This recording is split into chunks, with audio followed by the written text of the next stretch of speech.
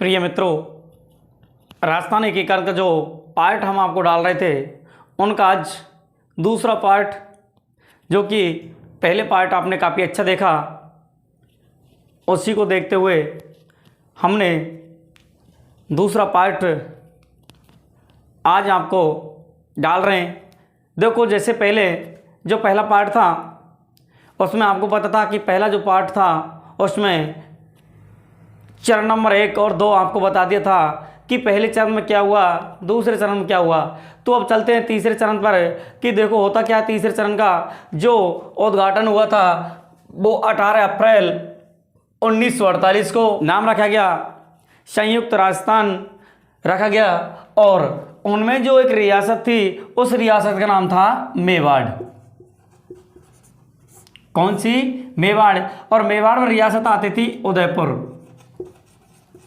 तो उदयपुर देखो कौन सी चरण में जुड़ा था, तो उसको याद करने के लिए देखो उदयपुर 3 से स्टार्ट होता है। चरण नंबर भी कौन सा है? 3।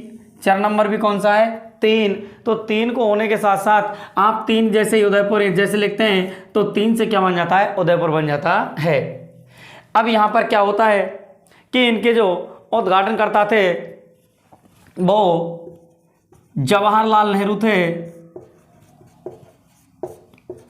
जवाहरलाल नेहरू थे। अब आपको जो पिछली क्लास में बताया गया था कि भीम सिंह छोटा भाई था, बड़ा भाई था कौन? बहादुर सिंह।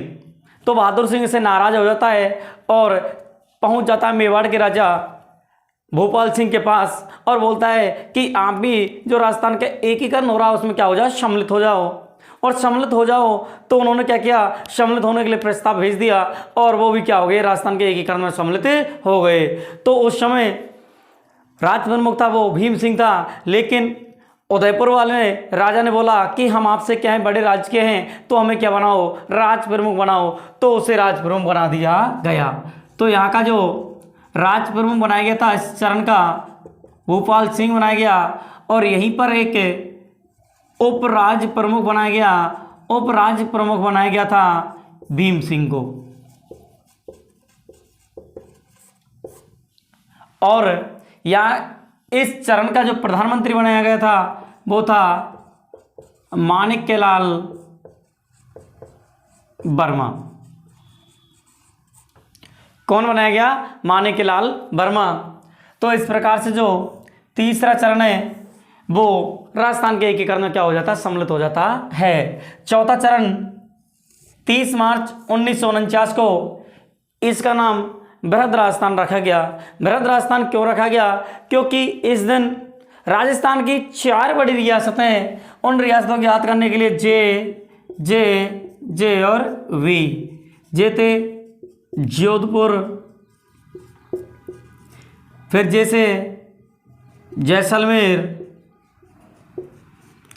तीसरे जैसे जयपुर, और बी से बीकानेर, जो यानी कि क्षेत्रफल की दृष्टि से काफ़ी बड़ी रियासत हुआ करती थी। इसी दिन राजस्थान के एकीकरण में सम्मिलित हो गई और इसका नाम क्या पड़ गया? बृहद राजस्थान।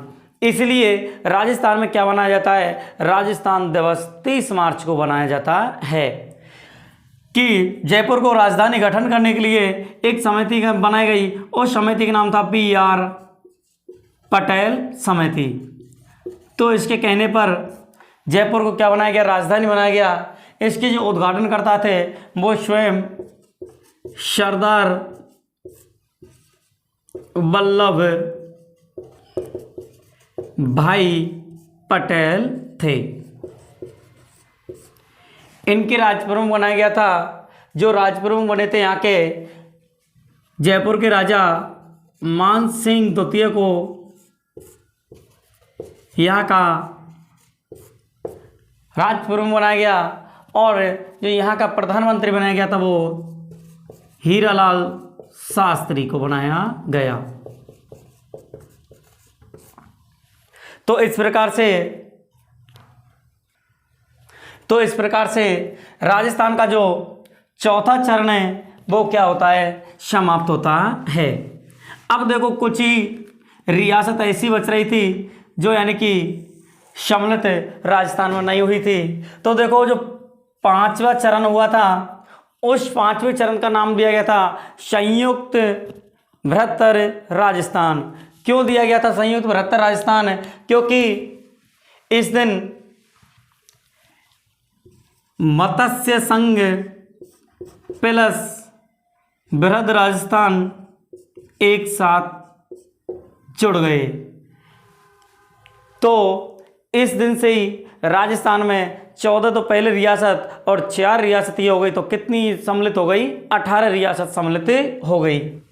मत्स्य संघ को जोड़ने का जो काम किया था, वो काम करने वाली समिति का नाम था शंकर राव समिति। इसकी सिफारिश पर राजस्थान के एकीकरण में और राजस्थान के बृहत्तर जो चरण था, संयुक्त बृहत्तर चरण था, उसमें मत्स्य संघ जुड़ गया। इनके जो उद्घाटनकर्ता थे, इनका ज़्यादा इतना उल्लेख नहीं मिलता है। यहाँ के जो राज प्रमुख बनाया गया था, वो मान सिंह द्वितीय को बनाया गया। इसके जो प्रधानमंत्री थे, वो हीरालाल शास्त्री को बनाया गया। तो छठवां चरण 26 जनवरी 1950 को हमारे राजस्थान का नाम राजस्थान रख दिया गया।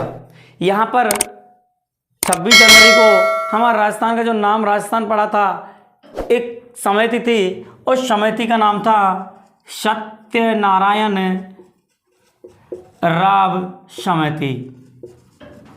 इनके कहने पर संविधान में एक राज्य का दर्जा मिल गया और उस राज्य का नाम राजस्थान पड़ गया। यहीं पर भी राज्य प्रमुख कौन बनाए गए? मान सिंह द्वितीय को बनाया गया। और प्रधानमंत्री, अब होता क्या है, इस जगह पर चरण नंबर 6वें में जो प्रधानमंत्री का जो पद था, उसे क्या कर दिया गया? निरस्त कर दिया गया और एक नया पद सृजित किया गया। उस नए पद का नाम था मुख्यमंत्री। तो राजस्थान के जो प्रथम मनोनीत मुख्यमंत्री थे, वो हीरालाल शास्त्री थे। कौन थे? हीरालाल शास्त्री थे। छठवें चरण के वक्त ही राजस्थान में प्रथम आम चुनाव हुए थे सन 1952 में। जब प्रथम आम चुनाव हुए थे, तो उस टाइम राजस्थान में विधानसभा की 160 सीटें थी। छठवें चरण में ही राजस्थान के 89 गांव जो 304 किलोमीटर के साथ सीमा बनाते थे, उनको महाराष्ट्र यानी कि बॉम्बे वाले क्षेत्र में मिला दिया गया और कुछ क्षेत्र राजस्थान को दे दिया गया। सातवें चरण में 1 नवंबर 1956 को नवनिर्मित राजस्थान बनकर तैयार हुआ राज्य पुनर्गठन आयोग का निर्माण किया गया। इस राज्य पुनर्गठन आयोग के अध्यक्ष थे वो फैजल अली थे और इस चरण में अजमेर मेरवाड़ा राजस्थान में मिला दिया गया।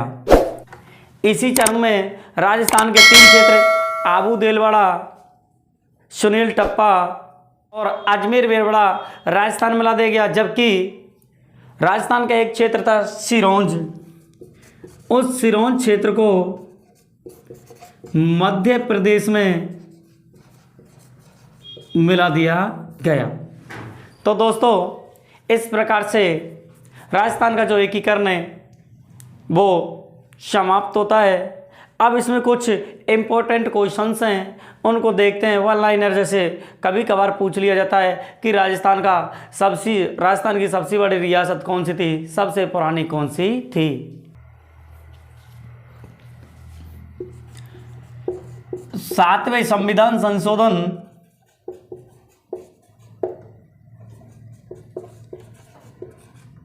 1956 को जो राज प्रमुख का पद था, इसे समाप्त करके एक नया पद बनाया गया, उसका नाम था राज्यपाल। सातवें संविधान संशोधन सन 1956 के अनुसार राज्य प्रमुख के पद को क्या कर दिया गया, समाप्त कर दिया गया और उसके जगह पर एक नया पद बनाया गया, राज्यपाल। तो इस आधार पर हमारे राजस्थान के प्रथम जो राज्यपाल थे वो गुरुमुख निहाल सिंह थे। अब देखो राजस्थान में सबसे बड़ी रियासत, सबसे पुरानी रियासत, सबसे छोटी रियासत कौन कौन सी थी। तो देखो सबसे बड़ी रियासत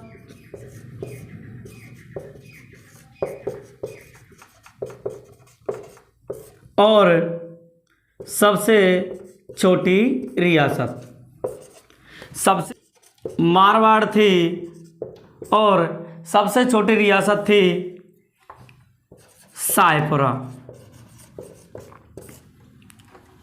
सबसे पुरानी रियासत